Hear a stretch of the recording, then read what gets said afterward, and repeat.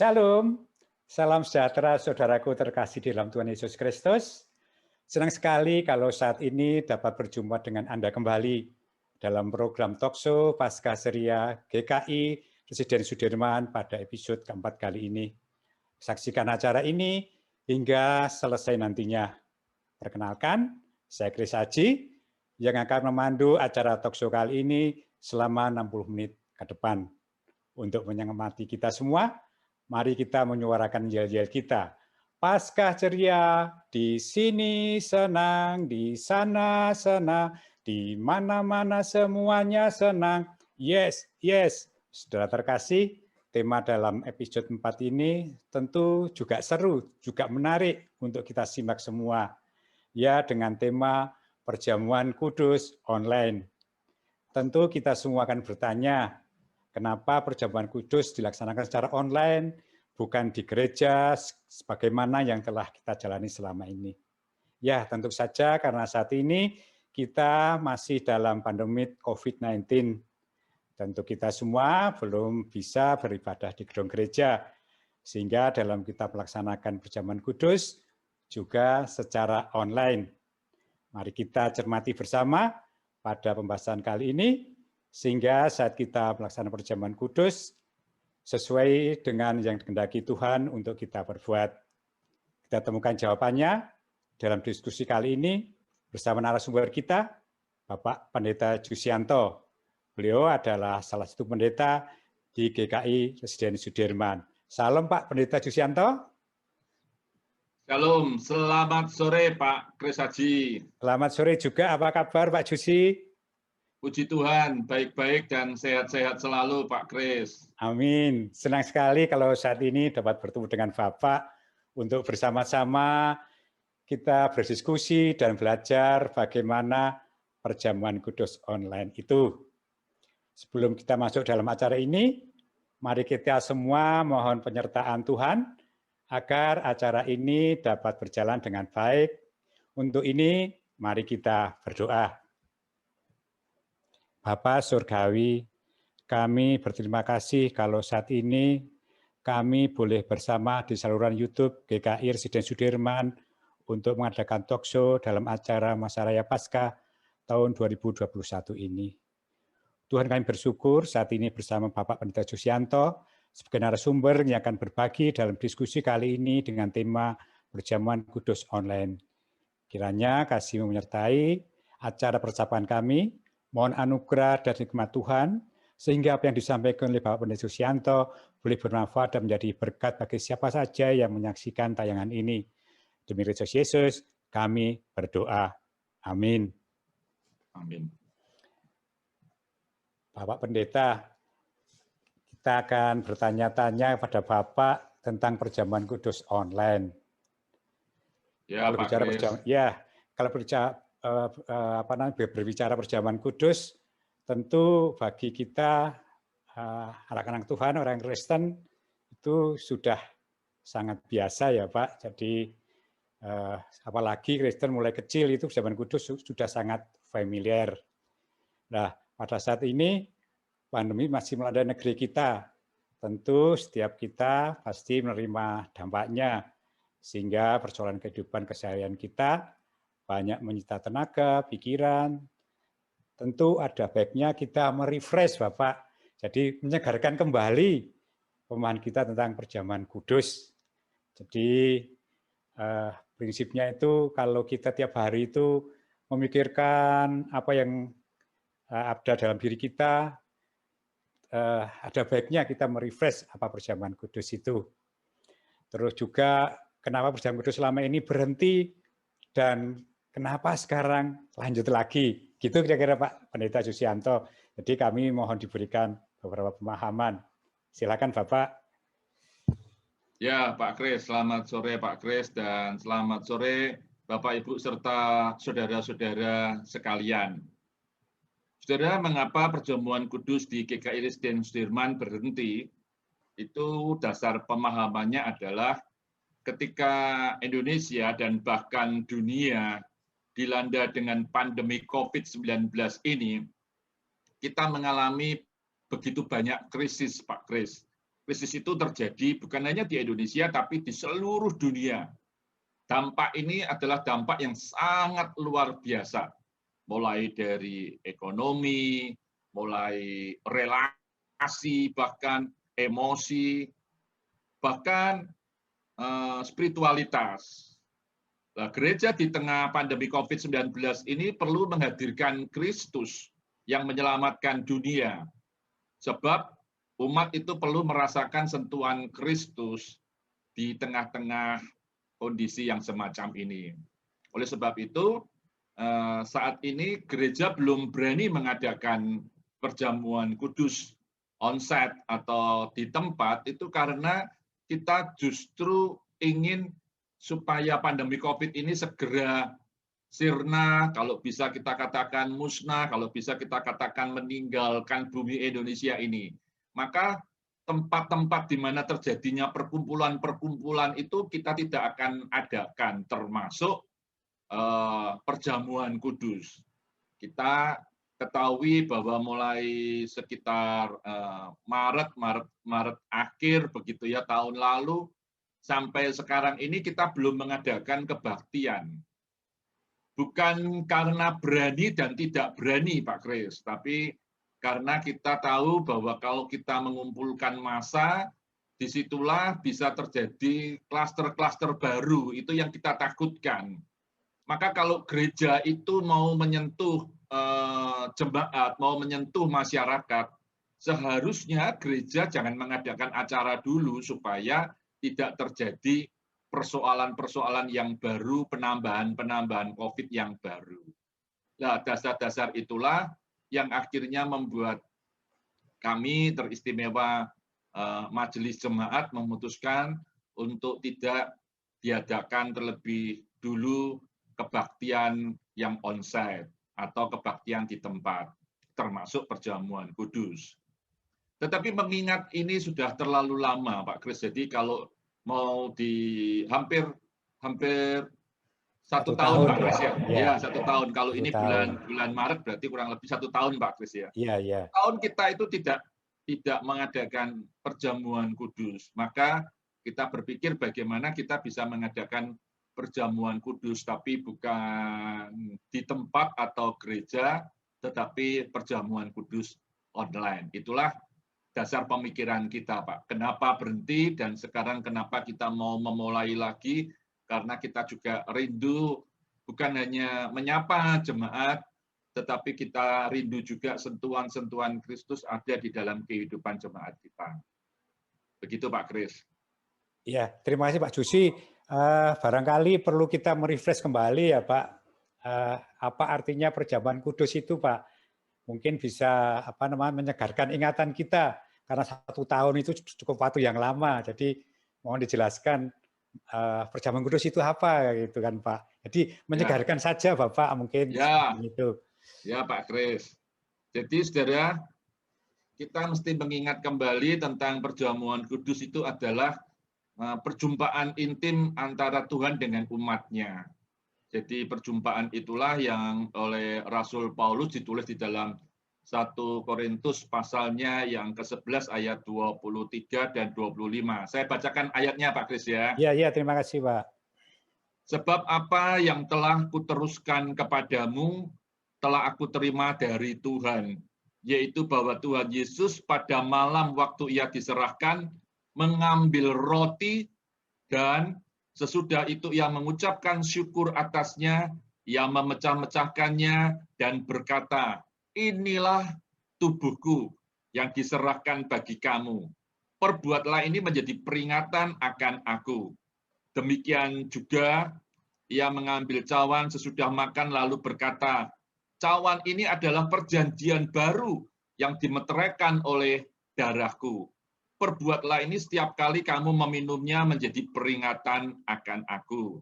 Di dalam Matius yang ke-26 ayat 26 sampai 28, di situ juga dituliskan ketika Yesus mengambil roti, mengucapkan berkat atasnya, lalu memecah-mecahkannya dan memberikannya kepada murid-muridnya dan berkata, ambillah, makanlah, inilah tubuhku. Sesudah ia mengambil cawan, lalu ia mengucap syukur dan memberikannya kepada mereka dan berkata, minumlah kamu semua dari cawan ini. Sebab inilah darahku, darah perjanjian yang ditumpahkan bagi banyak orang untuk pengampunan dosa. Jadi dasar-dasar inilah yang mengingatkan kepada kita pentingnya perjamuan kudus. Karena kita rasa bahwa itu adalah perjumpaan kita yang erat, akrab antara Tuhan dengan umatnya. Demikian juga dengan kehidupan jemaat mula-mula, Pak Kris. Iya, Jadi Pak. jemaat mula-mula itu juga merasakan bahwa perjamuan kudus itu sangat membuat mereka itu erat sekali. Maka di dalam Kisah Rasul pasalnya yang kedua, ayat yang ke-24 itu dikatakan mereka bertekun dalam pengajaran rasul-rasul dan dalam persekutuan. Dan mereka selalu berkumpul untuk memecahkan roti dan berdoa. Ya, memecahkan roti dan berdoa inilah yang kita maknai bahwa mereka juga sering mengadakan perjamuan kudus. Demikian juga di dalam Kisah Rasul pasal 20 ayatnya yang ke-7.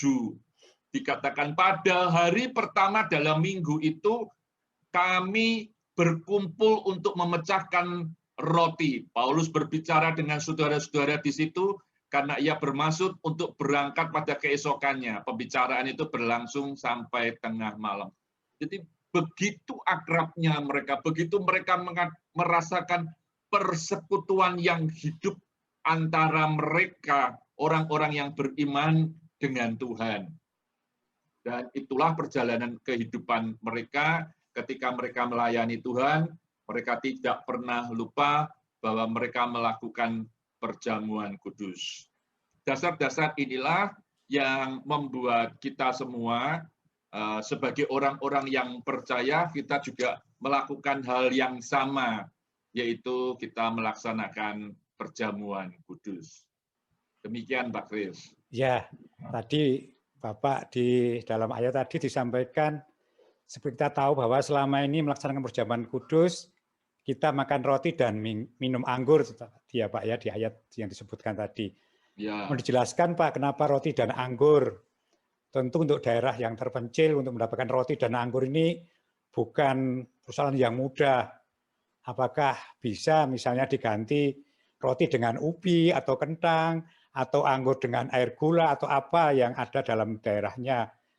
Terus tadi juga disebutkan, maksudnya makan dan minum tubuh Kristus.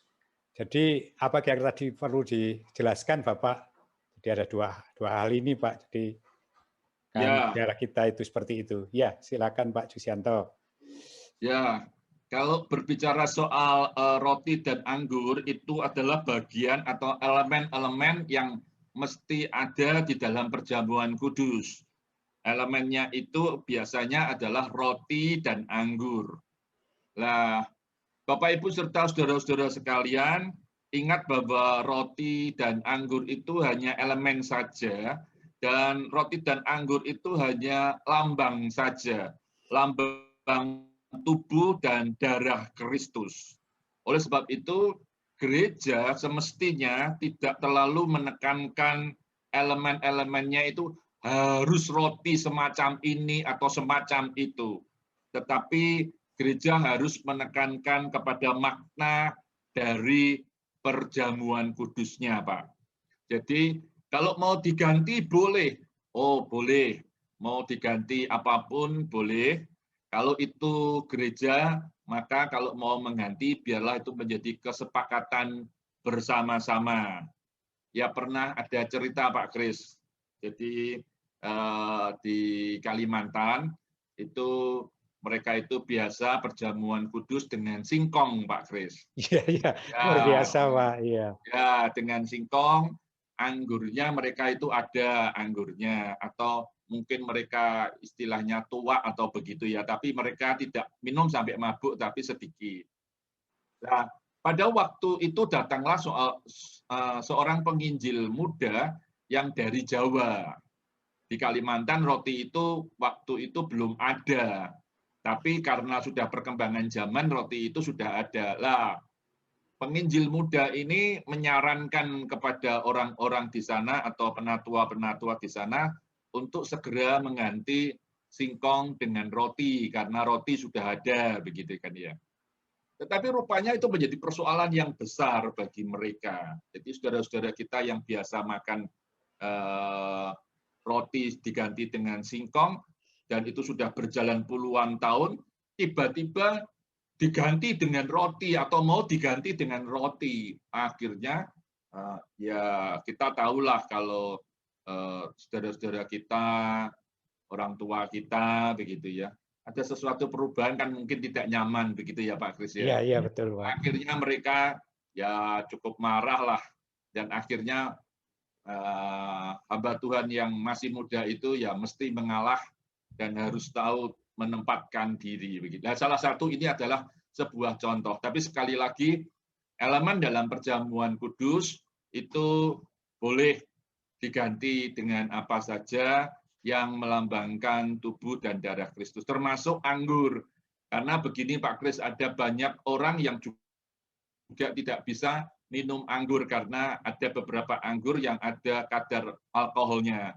Ada yang berkaitan dengan kesehatan tubuh, alergi, atau ada yang mungkin tidak boleh mengkonsumsi sedikit pun alkohol begitu ya, dan itu akan membuat tubuhnya sakit. Maka diharapkan ya jangan minum anggur. Kadang ada yang air putih, kadang ada yang air teh. Begitu Pak Kris. Ya, terima kasih Pak. Jadi kalau ada semacam kearifan lokal begitu ya bisa digunakan ya Pak, kalau dalam daerah tersebut singkong adalah makanan pokok, jadi roti bisa disingkong, anggur mungkin bisa dari yang lain ya Pak. Jadi sesuai budaya setempat gitu Pak.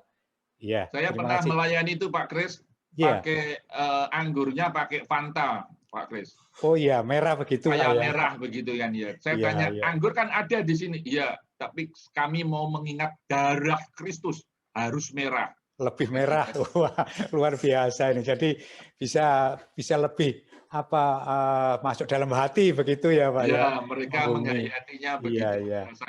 Saya ngomong ya enggak apa-apa, silahkan lakukanlah sesuatu yang senang dan yang menyenangkan. Begitu Pak Kris. Iya. Terus tadi belum dijelaskan maksud tadi makan dan minum tubuh Kristus Pak. Mungkin bisa dijelaskan, bisa lebih detail begitu. Ya Pak Kris. Jadi ada beberapa makna dalam perjamuan kudus ini Pak Kris. Perjamuan kudus ini kalau kita perhatikan mengacu kepada dua kata yang sangat-sangat penting sekali di dalam bahasa Yunani, itu Eucharistia, itu pengucapan syukur, dan satu lagi yang kita cukup kenal yaitu koinonia atau persekutuan.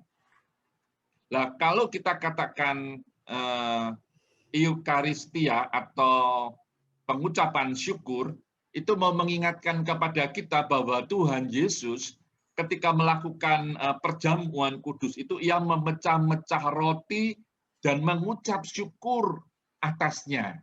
Ya. Jadi ada ucapan syukur yang Tuhan Yesus berikan kepada Allah Bapa. Demikian juga ketika ia menyatakan bahwa setelah melakukan itu dia mengambil cawan, lalu dia mengingatkan kepada kita semua bahwa apa yang ia lakukan itu bukan hanya ucapan syukur, tetapi juga mau menyatakan betapa berkat-berkat Tuhan itu melimpah di dalam kehidupan kita, terutama di dalam pengorbanan Kristus bagi kita. Jadi bukan mengucap syukur saja, tetapi menghayati bagaimana pengorbanan Kristus itu benar-benar dirasakan oleh kita. Ya. Lalu dikatakan, kalau berkaitan dengan koinonia, itu menuju kepada persekutuan orang percaya dengan Kristus dan semua anggota tubuh Kristus yang lain. Jadi kita tahu bahwa melalui perjamuan kudus ini ada ucapan syukur, bukan saja ucapan syukur karena Kristus telah menebus kita, tapi kita juga diingatkan akan pengorbanan Kristus. Di satu pihak juga kita diingatkan adanya persekutuan dengan Kristus dan persekutuan dengan orang-orang percaya yang lain yang telah ditebus oleh Kristus. Jadi dua kata ini sangat penting sekali. Oleh sebab itu, Pak Kris, bahwa perjamuan kudus itu juga melambangkan apa yang Tuhan ingin lakukan di dalam dunia ini. Yang pertama itu mau melambangkan begini, berkaitan juga dengan maknanya begitu ya. Ada pengorbanan Kristus bagi kita orang yang berdosa. Jadi oleh sebab itu ada roti yang melambangkan tubuhnya. Ada roti yang melambangkan tubuh Kristus yang dikorbankan bagi kita. Lalu juga ada cawan, yaitu perjanjian baru antara Allah dengan manusia. Perjanjian baru ini dimeteraikan oleh darah Kristus. Kematian Yesus di kayu salib menyelamatkan orang yang percaya, yang mana perjamuan kudus ini mengingatkan kepada kita bahwa ini adalah saksi penebusan itu. Berikutnya, perjamuan kudus itu melambangkan pemberian kuasa kepada orang-orang yang percaya, di mana kematian Kristus itu berdampak bagi orang percaya. Ya, ini luar biasa ya. Ada orang yang mati, tapi matinya itu berdampak. Biasanya kalau kita menghadapi kematian itu kan kita sedih ya Pak Kris ya. Betul, Pak. Kita itu kehilangan, kita itu malah susah, kita itu malah betul-betul di dalam keadaan terpuruk dan sebagainya. Tetapi kematian Kristus itu mau mengingatkan kepada kita bahwa ada penebusan yang Kristus lakukan, dan bukan hanya penebusan, tetapi kita diberi kuasa. Ada kuasa Allah yang bekerja di dalam kehidupan kita. Nah, kuasa itu bekerja dan memampukan kita untuk dapat melawan dosa. Nah, ini yang penting, Pak Kris. Iya, Pak. Jadi ada kuasa yang Allah berikan kepada saudara dan saya untuk kita dapat mengatasi dosa. Loh, sampai orang ngomong, loh kok bisa kayak begitu? Ya, ini karena kita mau menarik begini Pak Kris, ketika bangsa Israel itu merayakan Paskah. Jadi kalau bangsa Israel merayakan Paskah dengan kita merayakan Paskah agak berbeda Pak Kris ya. Jadi bangsa Israel itu merayakan Paskah karena mereka mengingat ada yang Allah kerjakan di dalam kehidupan bangsa Israel, di mana mereka yang dulu dibelenggu oleh Mesir, lalu dibebaskan. Ya, perayaan pembebasan dari bangsa Mesir menuju ke tanah perjanjian itulah yang dimaknai dengan pembebasan. Ada pembebasan, dan setiap pembebasan itu selalu diperingati, dan selalu diperingati pada waktu Paskah. Paskah Yahudi itu memperingati pembebasan mereka dari bangsa Mesir. Jadi ketika kita bersama-sama merayakan perjamuan kudus, kita juga mengingat ada pengorbanan yang Kristus berikan melalui darahnya. Melalui darahnya untuk apa? Untuk kita bebas dari dosa. Untuk kita bebas dari belenggu-belenggu dosa. Sama seperti bangsa Israel itu dibebaskan, ingat pada waktu terakhir, tulah terakhir itu, di mana ada anak sulung yang meninggal begitu ya Pak Kris ya. Lalu kalau mau selamat harus ada darah domba. Nah, setiap orang yang mau anaknya selamat harus memberikan darah domba di pintunya begitu ya. Nah, ini juga mau mengingatkan kepada kita bahwa Kristus itu melakukan pengorbanannya supaya kita itu diberi kuasa yang daripada Allah untuk kita ini bebas dari cengkeraman atau belenggu dosa. Yang berikutnya, perjamuan kudus ini melambangkan persekutuan kita dengan Kristus sendiri. Jadi kita katakan, hubungan dekat antara umat dengan Tuhan itu terjadi. Jadi ketika kita merayakan bersama-sama perjamuan kudus ini, kita juga sedang merayakan kesatuan kita begitu erat dengan Tuhan. Jadi perjamuan kudus ini kalau kita katakan bahwa Kristus mengorbankan tubuh dan darahnya untuk kita, itu kan menunjukkan betapa Tuhan itu ingin dekat dengan kita. Dekat-dekatan itulah yang kita sadari ini yang sangat diperlukan bagi kita dan kita sangat perlu ini. Maka kita memperingati ini sebagai lambang bahwa Kristus itu mau dekat dan kita juga mau dekat dengan Dia. Jadi persekutuan dan kesatuan itu sangat erat, Pak Kris. Jadi ada persekutuannya, tapi juga tidak melupakan kesatuan yang erat.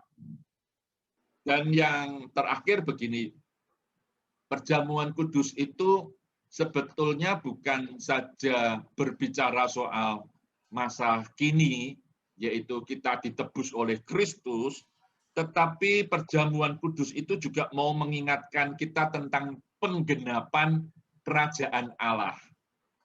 Loh, kok bisa penggenapan kerajaan Allah?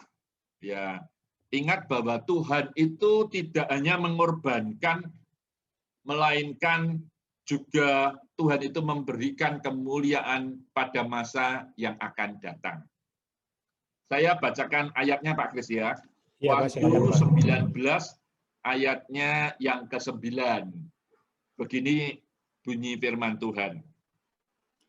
Lalu ia berkata kepadaku, tuliskanlah, berbahagialah mereka yang diundang ke perjamuan kawin anak domba. Katanya lagi kepadaku, perkataan ini adalah benar, perkataan-perkataan dari Tuhan. Jadi sebetulnya kalau kita katakan di dalam Wahyu itu akan ada perjamuan kawin anak domba, itu berarti kita ini sedang memikirkan bahwa kita ini sedang bersekutu bersama-sama dengan umat Tuhan yang lain, di mana Tuhan itu hadir di tengah-tengah kita, dan nanti ketika kita berada di surga, Kristus yang akan memimpin kita semua untuk menikmati perjamuan kawin anak domba. Jadi istilahnya saya yang sederhana adalah kita ini gladi resik, ya, gladi resik perjamuan kawin anak domba gitu Pak Kris. Iya, iya Pak. Iya, luar biasa sudah dijelaskan panjang lebar tadi Pak. Terus kita mengacu pada pelaksanaan perjamuan kudus Pak di gereja kita, Gereja Risut. Itu dalam setahun itu ada beberapa kali Pak, ada Natal, di Paskah juga perjamuan kudus, okumene ya Pak. Terus kalau perjamuan kudus pas Paskah ini dilaksanakan di Jumat Agung. Nah ini kenapa Pak? Mungkin tentu ini ada makna khusus, jadi mungkin bisa dijelaskan Pak, kenapa di Jumat Agung. Terus selanjutnya kalau kita mengikuti perjamuan kudus, biasanya ini Pak ya, di gedung gereja. Kita tahu di gedung gereja kan dengan jemaat dan semuanya kan begitu Pak. Ada majelis. Lalu sekarang ada perjamuan kudus dengan online. Tentu online ini kan di kediaman jemaat masing-masing. Nah, mungkin bisa dijelaskan Pak tentang perjamuan kudus ini Pak di gereja dan online di rumah ini. Ya. Silakan Pak. Ya. Ya Pak Kris. Jadi gereja GKI Resut atau kita katakan Majelis Jemaat itu telah memutuskan bahwa kita akan mengadakan perjamuan kudus di Jumat Agung. Pak Kris, memang kebiasaan kita itu merayakan perjamuan kudusnya itu memang di Jumat Agungnya Pak Kris. Jadi dari dulu memang juga sudah cukup lama bahwa kita punya tradisi yang sangat kuat sekali bahwa kita merayakan perjamuan kudus itu di Jumat Agungnya. Kenapa itu menjadi sangat erat?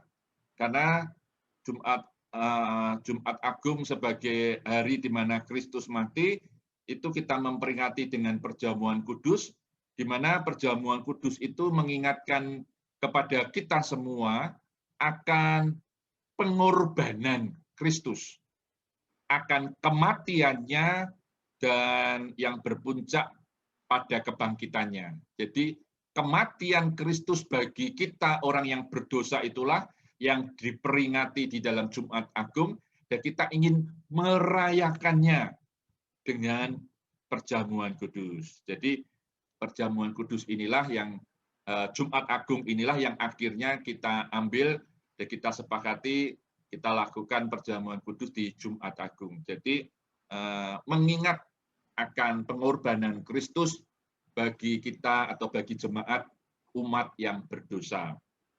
Nah, mengapa ini kita lakukan di dalam perjamuan kudus online atau kita katakan live streaming? Karena mestinya hal ini kita lakukan streaming karena kita harus mengingat bahwa perjamuan kudus itu harus dilaksanakan dengan 4 unsur yang ada, Pak, yaitu yang pertama mengambil roti, mengucap syukur atasnya, memecah-mecahkan, dan membagikan.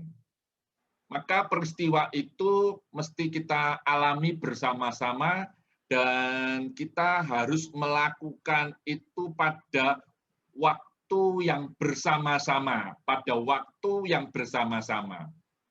Pada waktu yang bersama-sama tentunya tidak bisa kita rekam, Pak Kris. Kalau waktu bersama-sama itu sama seperti kalau saya berbicara dengan Pak Kris, meskipun saya berada di rumah saya, Pak Kris di rumahnya Pak Kris, begitu ya. Tapi kita berbicara pada waktu yang sama. Jadi itu yang kita mesti menghayati bersama-sama. Jadi untuk dapat kita bersama-sama melakukannya, maka harus diadakan streaming. Harus diadakan streaming berarti memang nanti pendeta dan para penatua itu akan melayani di gereja, Pak Kris, bukan di rumah masing-masing. Mereka akan melayani di gereja, lalu akan ditayangkan langsung, Pak Kris. Ditayangkan langsung. Secara real time, Pak ya, real time begitu ya. Ya, real time, Pak. Jadi karena real time itulah, maka harus diadakan di gereja, dan kita semua itu mengadakan juga, tapi di rumah kita masing-masing. Nah, itu yang kita katakan, dan itu yang kita sepakati juga.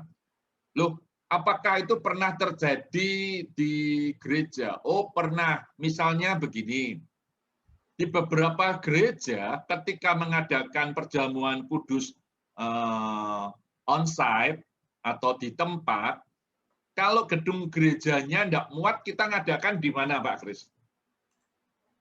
Di ruangan yang dikhususkan, di aula atau dimanapun juga. Pada waktu dia pindah di ruangan itu, apakah dia melihat langsung pendetanya? Melihat langsungnya tidak, tapi pakai saluran televisi. Iya, iya, iya. Ada CCTV yang langsung disiarkan atau ditarik untuk ke ruangan itu. Berarti itu dapat dilakukan. Oleh sebab itu, di dalam teknologi yang modern ini, kita bisa melakukannya di rumah kita masing-masing, Pak Kris. Demikian penjelasannya, Pak Kris. Iya, terima kasih, Pak. Jadi kalau selama ini beribadah di gereja perjamuan kudus, ruangan nggak cukup, itu kan jemaat di duduknya di ruangan yang lain, dan itu dengan televisi. Jadi mirip-mirip dengan itu gitu, Pak, di rumah ya, Pak. Ya, betul, Pak Kris. Ya, betul. kalau di rumah ini pakai media internet, cuman itu pakai media televisi. Jadi analoginya demikian, Pak ya. Ya, Pak Kris. Ya, betul-betul ya. Kami bisa memahami, Pak. Ya. Satu lagi, Pak, mungkin dijelaskan ya. Perjamuan kudus online ini kan merupakan hal baru, Pak, di gereja kita. Tentu dengan perjamuan kudus di gereja, saya sendiri secara pribadi ada perbedaan lah. Bagaimana, Pak? Mungkin Bapak bisa memberikan tipsnya supaya perjamuan kudus di rumah ini sama khusyuknya seperti di gedung gereja, Pak. Barangkali ada tips khusus begitu, Pak. Ya, silakan, Pak.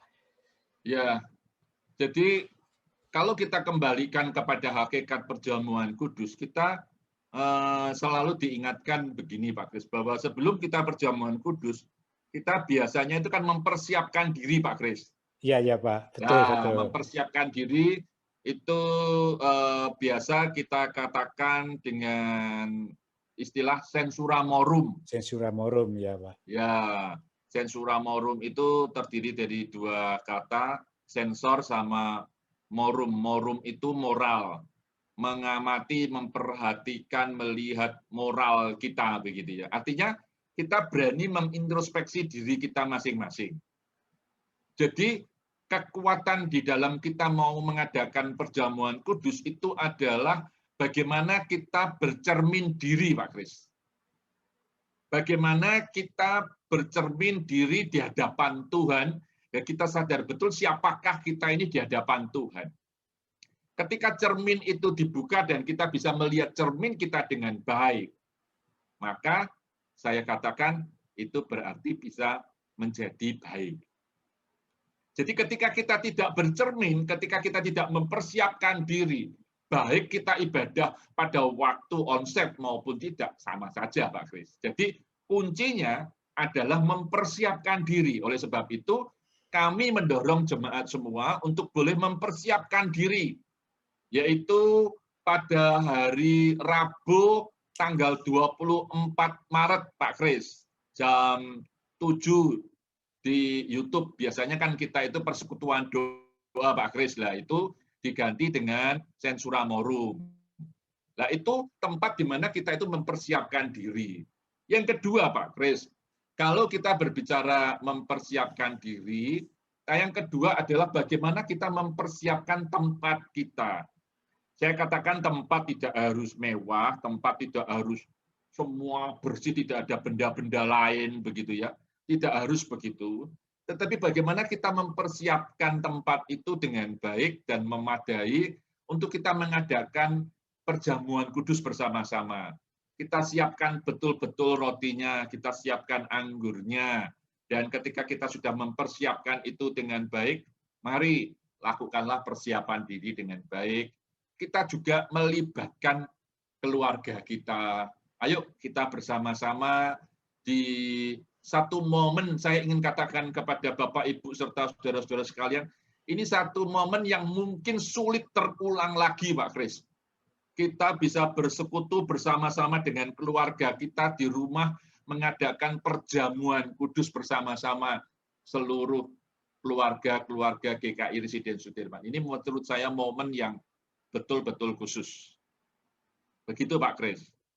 Bapak Pendeta, kami ada beberapa pertanyaan lagi. Yang pertama, kapan perjamuan kudus online dilakukan dan bagaimana melaksanakannya? Itu lalu ada lagi, Bapak. Bagaimana dengan penyelenggaraan perjamuan kudus keliling? Kan selama ini bagi mereka yang lemah tubuh kan dilayani secara keliling. Lalu satu lagi, apa yang menjadi harapan majelis jemaat gereja dengan terselenggaranya perjamuan kudus ini? Jadi ada 3 pertanyaan itu, Bapak. Mohon kami bisa diberi pencerahan. Ya, silakan Pak Pendeta Jusi. Ya, Pak Kris. Jadi kapan perjamuan kudus online atau streaming ini dilakukan? Bapak, Ibu, serta saudara-saudara sekalian, perjamuan kudus tanggal 2 April, yaitu terjadi pada hari Jumat Agung, itu akan diadakan jam 9 dan jam 5 sore, 17.00 atau 5 sore. Yang perlu diketahui bahwa di jam 9 itu ada 2 penyiaran, yang satu melalui YouTube, yang satu melalui SBO. SBO hanya jam 9 pagi. Lalu berikutnya baru sore, yaitu jam 5. Jadi perjamuan kudus ini sekali lagi dilakukan di rumah masing-masing dan saudara mempersiapkan diri masing-masing. Lalu perlu diingat Bapak, Ibu, serta saudara-saudara sekalian, karena perjamuan kudus ini yang tadi kita bahas adalah real time, maka kita mengadakan live streaming, setelah itu akan dihapus. Artinya bahwa kita itu mengikuti perjamuan kudus hanya pada jam 9 dan jam 5 sore. Tidak ada hari atau jam-jam setelah itu. Kenapa kok tidak ada? Sekali lagi, karena perjamuan kudus itu harus real time, maka di waktu yang bersamaan itu harus diadakan, maka yang memungkinkan bagi kita mengadakan yaitu pagi dan sore. Setelah itu kita tidak mengadakan lagi. Jadi jemaat yang mau mengikuti, pilihlah waktu mau pagi jam 9 atau mau sore jam 5 sore. Mau nonton SBO hanya dapat dilakukan pada jam 9 pagi. Itu Pak Kris yang berkaitan dengan kapan diadakannya. Lalu pertanyaannya yang kedua tadi berkaitan dengan keadaan perjamuan kudus keliling. Apakah perjamuan kudus di keliling itu diadakan? Nah, kita sekali lagi mengacu bahwa karena keadaan dan kondisi masih pandemi COVID ini, Pak Kris, maka kita tidak mengadakan perjamuan kudus keliling. Maka kita berharap anggota keluarga yang memiliki sanak saudara, orang tua yang biasanya mengikuti perjamuan kudus keliling, mari diajak untuk boleh mengikuti atau dipersiapkan untuk mengikuti perjamuan live streaming ini. Supaya dengan ini kita bisa melihat bahwa karya saudara-saudara kita yang kita katakan punya keluarga yang lemah tubuh itu juga boleh menjadi nyata. Kebersamaan kita juga boleh menjadi nyata. Jadi sekali lagi kita berusaha untuk mendatangkan kebaikan bagi semua orang, teristimewa juga bagi setiap jemaat, begitu ya. Memang kita masih belum berani untuk datang karena sekali lagi bahaya COVID ini masih cukup tinggi dan kita mesti waspada.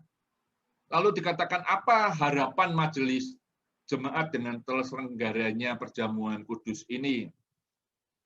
Jadi kita menghayati bahwa perjamuan kudus ini kita sekali lagi mau terus menghadirkan Tuhan di dalam kehidupan kita, menghadirkan Tuhan yang menyelamatkan dunia itu di dalam kehidupan kita. Maka ketika kita merasakan perjamuan kudus bersama-sama, kita juga merasakan betapa Tuhan itu menyentuh kebutuhan kita. Betapa Tuhan itu memperhatikan kebutuhan kita.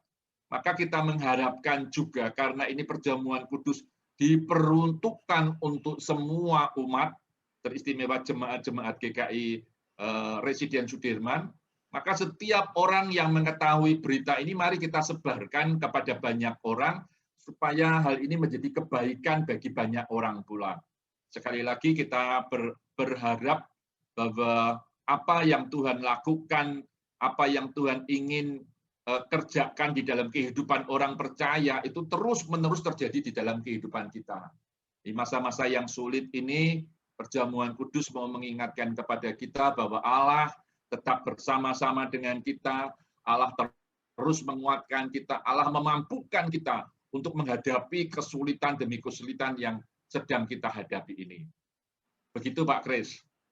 Ya, begini Pak, ini ada pertanyaan lagi.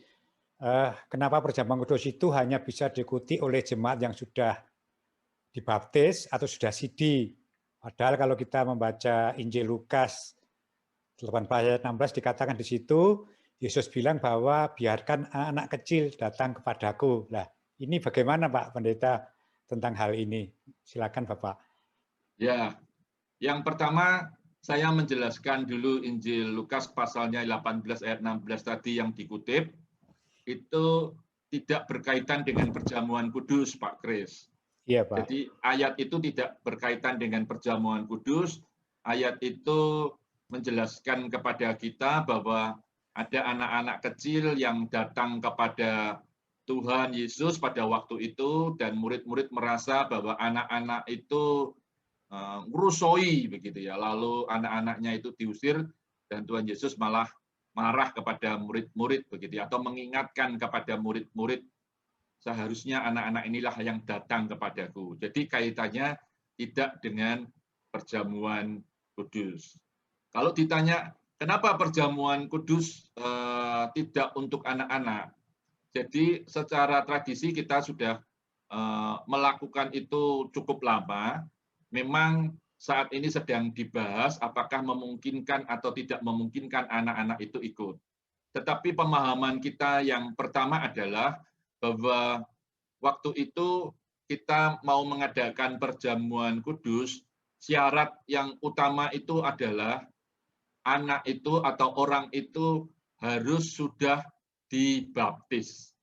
Harus sudah dibaptis. Itu syarat yang pertama, anak itu sudah dibaptis.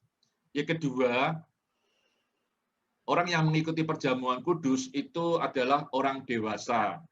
Karena untuk memahami pengorbanan Kristus bagi manusia yang berdosa, apa yang Kristus lakukan untuk orang-orang yang berdosa itu memang sepenuhnya kita bukan katakan bahwa tidak bisa dipahami oleh anak-anak, tetapi kesadaran betul bahwa orang dewasa itu tidak main-main di dalam mengikuti perjamuan kudus.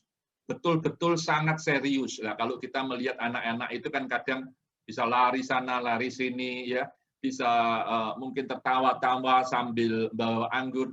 Nah, memang penekanan kita ini adalah peristiwa yang serius, ini adalah peristiwa yang mesti dihayati, maka yang lalu itu kita memberikan keputusan atau secara tradisi kita katakan bahwa perjamuan kudus ini diperuntukkan hanya untuk orang dewasa saja. Orang dewasanya pun juga harus baptis dan harus mengikuti kelas katekisasi atau sudah menjadi anggota. Itu yang kita tekankan. Sekali lagi, ayat itu tidak berkaitan dengan perjamuan kudus. Demikian Pak Kris. Ya, terima kasih Bapak. Ini pertanyaan terakhir. Pendeta tadi sudah diuraikan tentang berbagai hal mengenai perjamuan kudus. Sebagai pertanyaan terakhir tadi saya sampaikan, jadi apakah berarti dengan perjamuan kudus itu Tuhan Yesus sedang menyentuh kehidupan kita di masa pandemi ini? Begitu Pak, silakan Bapak. Ya, seperti yang tadi saya katakan bahwa melalui perjamuan kudus ini, kalau kita katakan perjamuan kudus itu menghadirkan Allah, berarti kita juga mau menghadirkan Allah di tengah-tengah jemaat yang saat ini sedang mengalami pandemi COVID. Puji Tuhan kalau kita, keluarga kita tidak kena, tetapi kita juga tidak pungkiri jemaat-jemaat kita juga ada yang kena. Sekali lagi, kehadiran Tuhan, sentuhan Tuhan, penghiburan yang dari Tuhan, itu terus boleh ada, terus boleh dinyatakan, supaya jemaat kita boleh semakin kuat. Mari kita sebagai satu tubuh, kalau ada yang kena, kalau ada yang sakit, kita juga merasakan sebagai satu bagian dari tubuh itu, dan kita juga merasakan sakit itu. Dan kita terus mau membawa itu di dalam doa-doa, di dalam pengharapan kita kepada Tuhan. Kita menyatukan hati kita, kita mendoakan tubuh kita yang lain yang sedang sakit. Dan biarlah ini boleh semakin hari semakin membawa kebaikan bagi kita semua. Ya, demikian Pak Kris. Ya, terima kasih Pendeta Sucianto sudah dijelaskan berbagai hal tentang perjamuan kudus dan perjamuan kudus online. Ini sebelum kita tutup ada kuis untuk pemirsa semua. Begini kuisnya Pak. Kapan perjamuan kudus online di GKI RSU dilaksanakan? Jawaban dapat tulis di kolom komentar. Tentu ada tali asih menarik bagi Anda yang cepat dan tepat menjawabnya. Saya ulang kembali. Kapan perjamuan kudus online di GKI RSU dilaksanakan? Silakan dijawab di kolom komentar. Nanti pemenangnya akan diumumkan di Instagram RSU dan channel YouTube RSU. Silakan, ada tali asih menarik, gitu Pak. Sekali lagi terima kasih Pak Jusi yang boleh hadir bersama kita dalam diskusi hari ini tentang perjamuan kudus online. Terima kasih Pak Jusi. Sama-sama Pak Kris. Ya, ini sebelum menutup, mari kita menyuarakan yel-yel kita, Pak. Karena di Talkshow Paskah ini kita punya yel-yel khusus. Paskah ceria, di sini senang. Di sini senang. Di sana senang. Di mana-mana semuanya senang. Yes. Yes. Yes. Yes. Ya. Terima kasih Pak Jusi dan pemirsa semua, kita akan menutup diskusi kali ini. Kami mohon kesediaan Pak Jusianto bisa menutup dalam doa sekaligus doa berkat. Silakan Pak Jusi. Mari kita satukan hati kita berdoa. Tuhan, terima kasih kalau kami boleh bersama-sama mengadakan acara talkshow Pasca Ceria ini. Kami bersyukur untuk setiap apa yang kami bicarakan. Kami berdoa Tuhan supaya jemaat-Mu boleh bersama-sama mengikuti perjamuan kudus online. Kami berdoa untuk semua perangkat yang akan dilakukan dan dikerjakan. Biarlah Engkau yang juga akan memberkati semuanya. Demikian juga untuk setiap keluarga demi keluarga, pribadi demi pribadi yang akan mengikuti perjamuan kudus-Mu ini. Biarlah Engkau yang boleh memantapkan mereka semua Tuhan, untuk mereka boleh mengikutinya dengan sebaik-baiknya. Terima kasih Tuhan, kami terus mau mempersiapkan hati kami masing-masing, supaya kami benar-benar layak di hadapan Tuhan untuk mengikuti perjamuan kudus-Mu. Terima kasih Tuhan. Kami mau menyerahkan semuanya ini di dalam nama Tuhan Yesus. Jemaat sekalian, terimalah berkat Tuhan. Kasih setia daripada Allah Bapa, penyertaan di dalam Yesus Kristus, penghiburan kekuatan daripada Roh Kudus, senantiasa ada di dalam kehidupan saudara, dari sekarang sampai selama-lamanya. Amin. Pemirsa, sebelum mengakhiri percakapan kita kali ini, ada pantun untuk Anda semua, yaitu jalan-jalan ke Embong, Malang. Sampai jumpa pada episode mendatang. Tuhan Yesus memberkati. Dah. Dadah.